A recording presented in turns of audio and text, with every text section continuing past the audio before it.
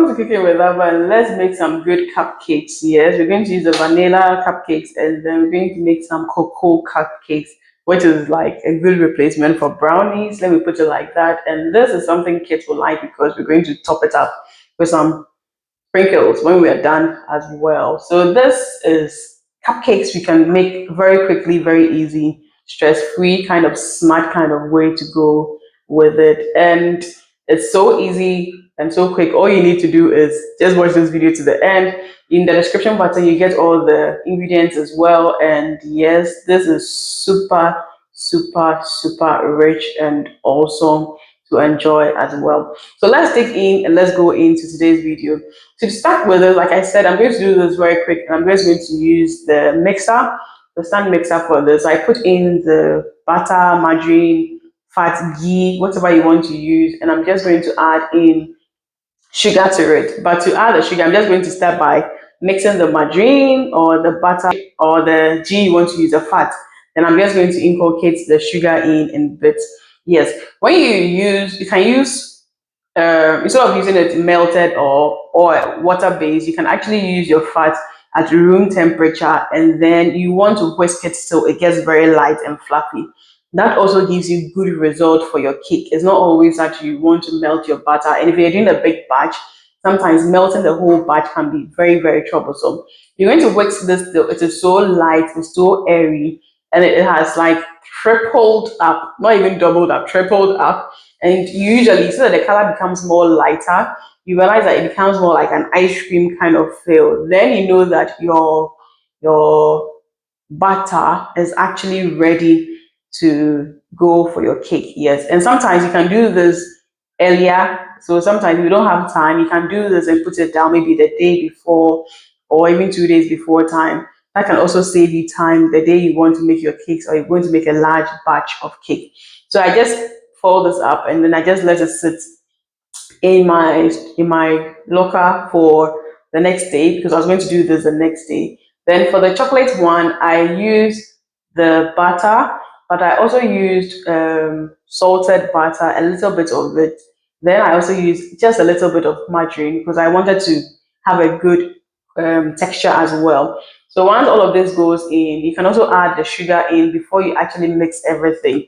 So like I said, it's two ways. You could decide to mix with the as it's mixing, or you can just pour everything in. For the cocoa one, I like to add the cocoa powder straight into it, and then I try to inculcate everything because cocoa powder is very airy. So if you're going to be inculcating it as it is spinning, it's going to spread in your kitchen and create a whole mess. Then because I'm also using cocoa is more bitter. So instead of using just 1 cup of sugar, I'm using 2 cups of sugar to be able to beat that cocoa bitterness in there. And I think I overly took the cocoa. So I used 1 cup, I think 1 cup of the cocoa. The ingredient description, I'll put it into the videos where you can have a look at it. So for this as well, you're going to whisk it. And the beauty about the chocolate one is that as it's whisking, you're seeing the color change. So that becomes even more easy for you to see when it is done. And it's also going to double up and lighten up as well. You want to inculcate the powder in from the scratch. That gives you good results than when you inculcate it when it is done. Yes, and that also helps you get a good consistency because as you are working out the cocoa, you are working the sugar and the butter and everything, it's creating some sort of chocolate or mix in there, which also gives you very good results. And once this is done, I'm just going to scoop it into my container and I'm going to keep it for my big day, which was the next day as well. So like I said, you can make this instantly, or if you have quite a big batch or you want to prep, you can actually do it like this. And this also saves you kind of time. Or if you're making different types of cake, you can actually partition it like this. And this also helps you actually like save time. And I always like to keep some ice cream bowls that I can keep these type of things in there. So on this day, I was actually making the pies, the meat pies, which you can have a look at it. And I made the cake along as well. So to make cakes, obviously you need eggs and you're going to need some good nutmeg in to give you that good smell and taste in your cakes as well. Then aside the nutmeg, I also added some vanilla essence, and then of course I just gave this a very good whisk. This you have to whisk it till it is so fluffy, so airy, and you can't see a single water or drip of it. Now as this is whisking, I'm adding some treacle to the mixed margarine and sugar. The treacle helps reduce the sugariness of it. And then at this point, I'm going to also mix my flour. So I'm using cake flour and I'm using 4 cups of it. I'm going to add in some baking powder to help it rise properly. And I'm just going to mix this all together. You want to do this and set it aside so that when you inculcate the eggs into the mixture, you can then go in with the flour as well. Make sure that it's well beaten and then it's very fluffy and creamy, like you're going to have some mousse or something. Yes, this is how you want to get the consistency. If they are all very fluffy before you inculcate, you realize that you're going to get very good results with your cake. And I'm going to pour this batch by batch, bit by bit, and I'm going to mix this all together beautifully. Then, as I'm doing, like if you pour it all in, it becomes a bit kind of hard for you to mix it properly. So it's just good to just divide it. And you realize that it's still foamy to the very end. It's creamy and it's foamy in there, which is like super great and super awesome. That's how you really want to get your cake in there. So all I'm doing now is just to inculcate that egg base into the cake base. And I think I forgot to mention the essence. You can use any essence, fragrance you want. But I'm just topping it up with some pineapple essence because it always complements vanilla essence and it gives you very good like aromatic vibe as well. Then once I'm done, I'm just going to add in my flour in bits. You are not going to mix it as if you are making cocoa or porridge. Please, you have to take your time with this. You fold the flour into the butter you already have. So you just fold it. So I said, uti, now there are two, uti, now there are two. Else you're going to form a lot of gluten in your cake. You're going to get some kind of elastic cake, which you don't want. So just avoid forming gluten in your cake by mixing it well. Now I'm going to pull this aside. I'm going to use my muffin tray. I'm going to put my parchment sheet into it so that the cupcake can come out easily and then it becomes easy and presentable to serve as well. And I'm just going to scoop into all of it. Yes, I'm just going to fill them all up. And once this is actually filled up, you can actually do more trays. This actually saves you time if you prep this down before you go into the oven. So you just have to make sure that you're filling, but don't fill it to the very brim because this is cake and it's still going to rise, it's still going to puff up. So fill it, but don't fill it to the very brim. Then I'm adding some sprinkles to it and it's going to actually give you that beauty when it's done. Yes, because if it is done before you put it on, it's not going to stick onto the cake. Yes, I wanted it to stick onto the cake because this gives you that kind of nice vibe and kids always like it like this and once it's done you sprinkle over it. So this goes in, you can pick any type of sprinkles you like. I love this colorful one. It gives that vibe in there as well. Then at this point, my oven was hot and ready to go. And that day I was actually making the pie, like I said. So that's why I actually made the creamed the sugar butter thing before the pastry or the I did the cake.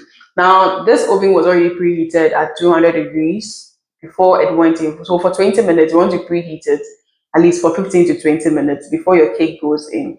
And once your cake goes in, you can put in more trays and you can be rotating it. Rotating it means that if one was at the top, you move it to the middle, you move it to the bottom so that it gets that even bake all through.